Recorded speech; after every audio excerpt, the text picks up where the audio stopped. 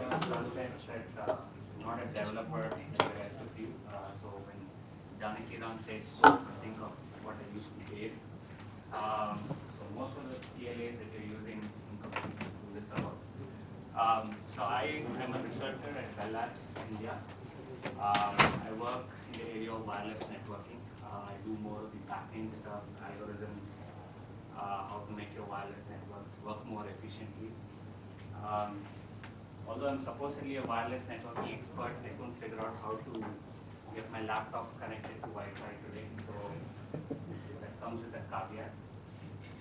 So before going into, so I just want to, maybe this is a little bit of a pitch, but I just want to walk you through what Bell Labs is a little bit before I go on. Because a lot of times I get asked, do you work for Bharat Electronics? No, I don't. I work for Bell Labs. Bell is basically Alexander Graham Bell, the guy who invented the telephone. So Bell Labs has been around for about 60 years now, or maybe more. A lot of the innovations, a lot of the things you see in the world around you have come as a consequence of research done in Bell Labs. So the telephone, of course, was invented in Bell Labs. The first transistor was invented at Bell Labs, which is what went on to found the entire Silicon Valley, you know, the Intels and the National Semiconductor and all those companies. Unix was invented at Bell Labs. C, C++ was invented at Bell Labs. The laser was invented at Bell Labs. Proof for the Big Bang theory, the origin of the universe, was done at Bell Labs. So it has a long history, but unfortunately, I find in India, it's not as well known as Google. Right now, we are a research lab with Alcatel-Lucent, a telecom company. So I must also introduce the other team members. They're not here, but these are the folks who worked with me on this particular project. I already went through what Bell Labs is, so we've done a lot of great work in the past. We have 11 Nobel laureates and a bunch of other medals, and it transformed the way the world communicates. All the cellular telephony was invented at Bell Labs again. So one of the exciting things we're doing at Bell Labs these days is we have a new model for taking research to product, which is that you can do, effectively we can do a startup within the company. So that's an interesting new model that we have going on called a ventures model. So Bell Labs India was launched in 2004. Our basic spiel is to, our mission is to focus on technologies for emerging markets, such as India. One example is VillageNet, which is basically using your Wi-Fi, which you use for short-range connectivity, to provide connectivity in villages.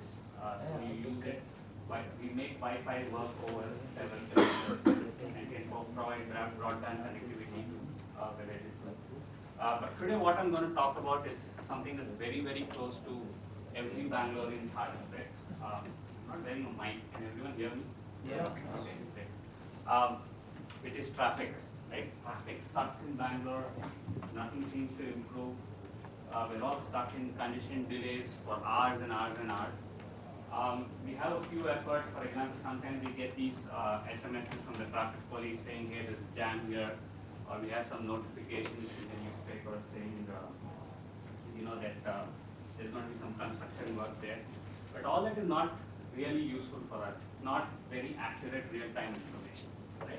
So the key problem that we wanted to address was, you know, India is a fast-growing economy, right? In terms of technology, for example, we talked about Tom Friedman's work on a book on world is flat, and how about all kinds of ideas are coming out from India.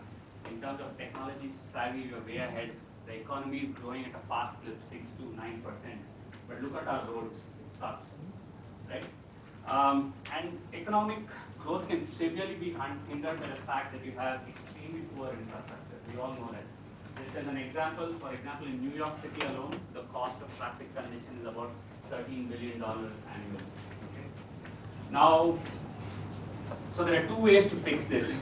You go and put in a lot of money, build more roads, right? But that's extremely expensive.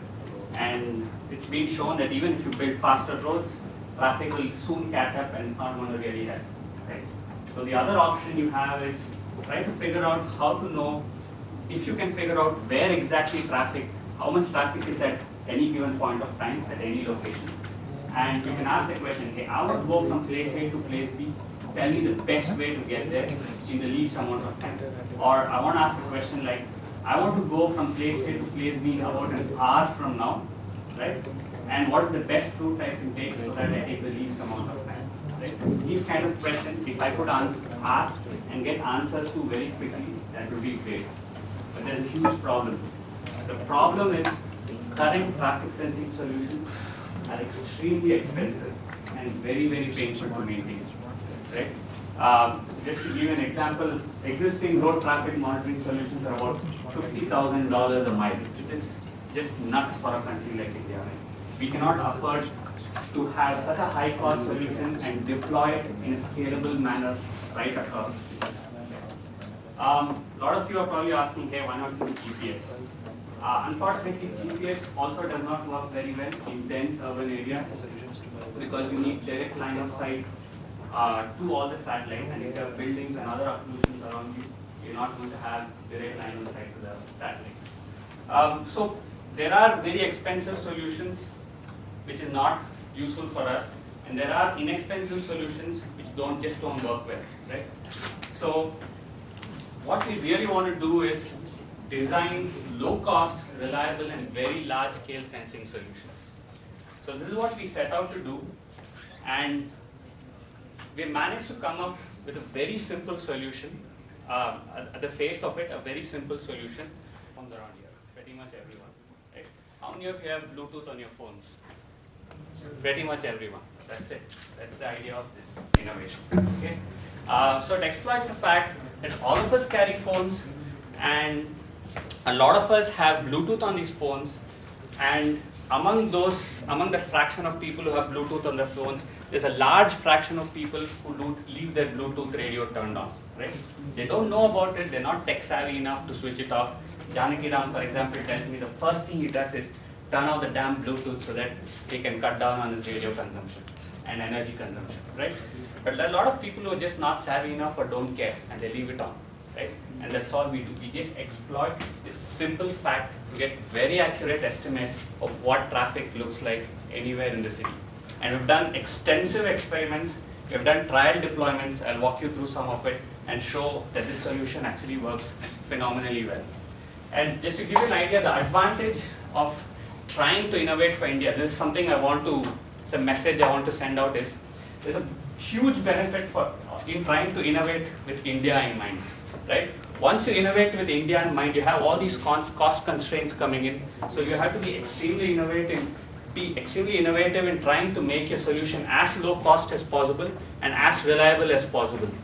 And once you do that, you get a lot of interest, not just from the Indian market, but you get a lot of interest from the developed world either. So the message I want to give here is, if you innovate for the developed world, it's not necessary that it will work in the emerging markets, but the converse is true. If you innovate for emerging markets, you will almost always have a winning solution even in the developed world. Okay? So let me walk you through this solution. So we have these two traffic lights.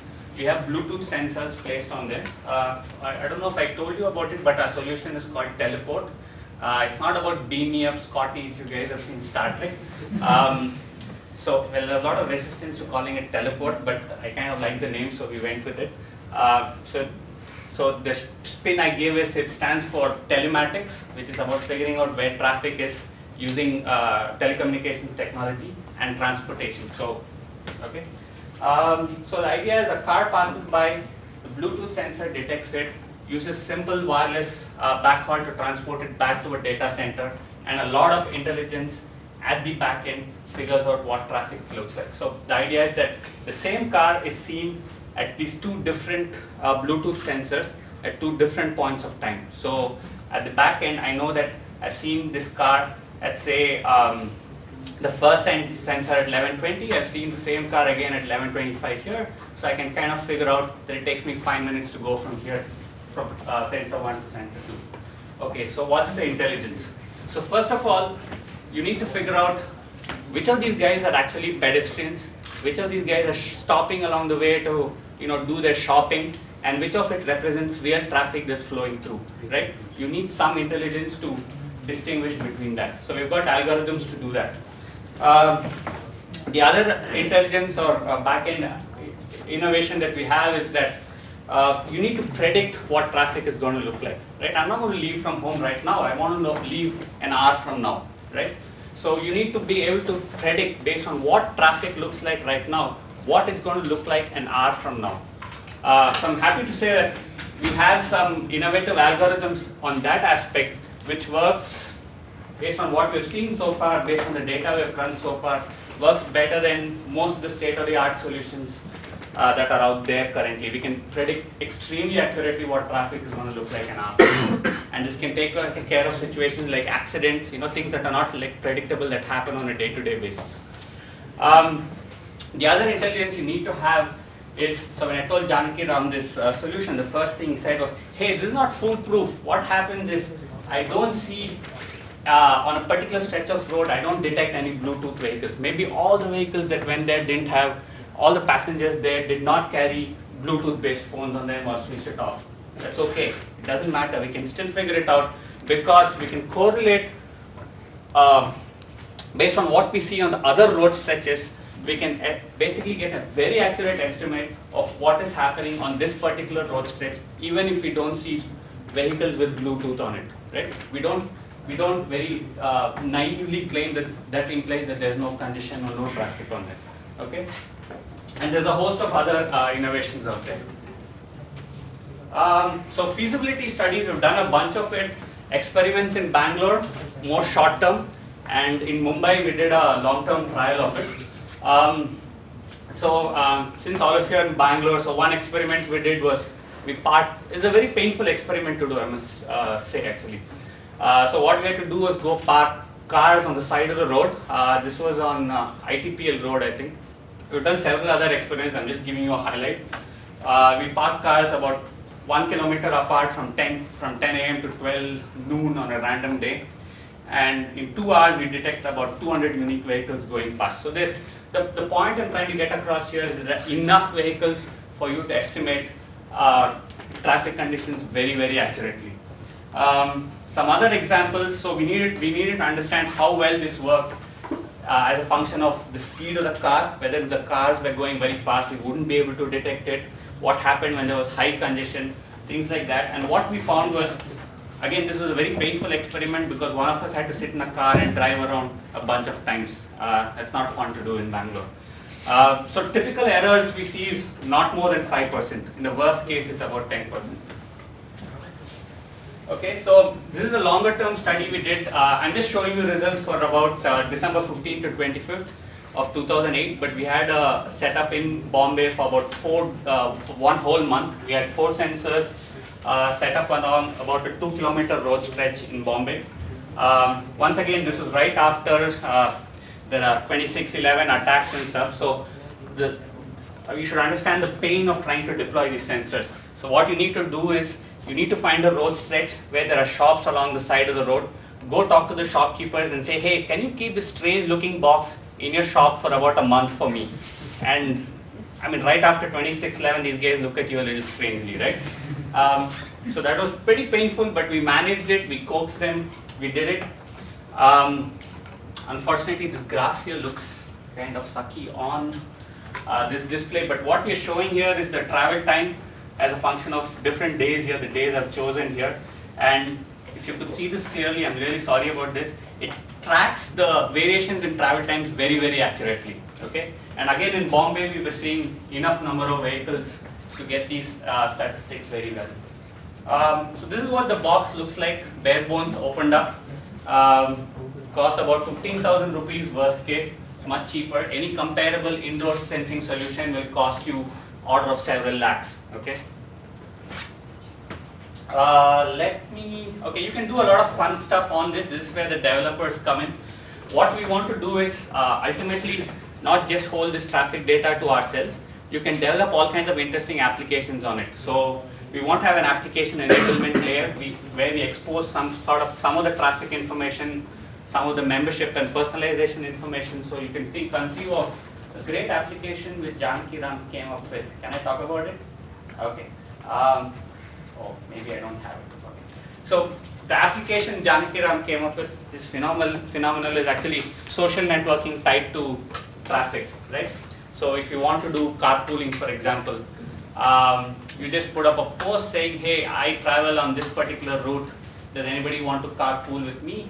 And you have a friend or friend of a friend saying, hey, I also travel along the same route on a daily basis. I can carpool with you. And you can do this over a simple web-based interface and do all kinds of fun things with it. If I give a random Bluetooth ID, nobody knows who the Bluetooth ID belongs to.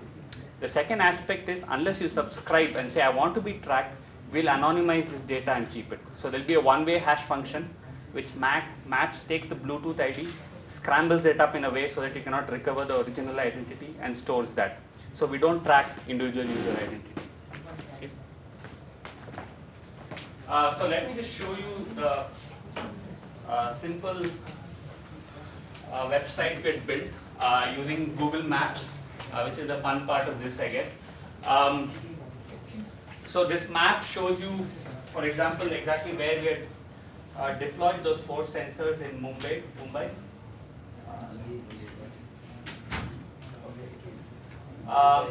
So unfortunately, right now I can't show you live data, but I'm going to show you based on data that we had already collected. So these are the 4 sensors that we had deployed along Mumbai. So for example, if you just scrolled over any one of these sensors, SOAK1 is name for the sensor we gave for some random reason. I won't go into that. But this shows you, for example, the number of vehicles detected over the past 2 hours in any 15-minute interval.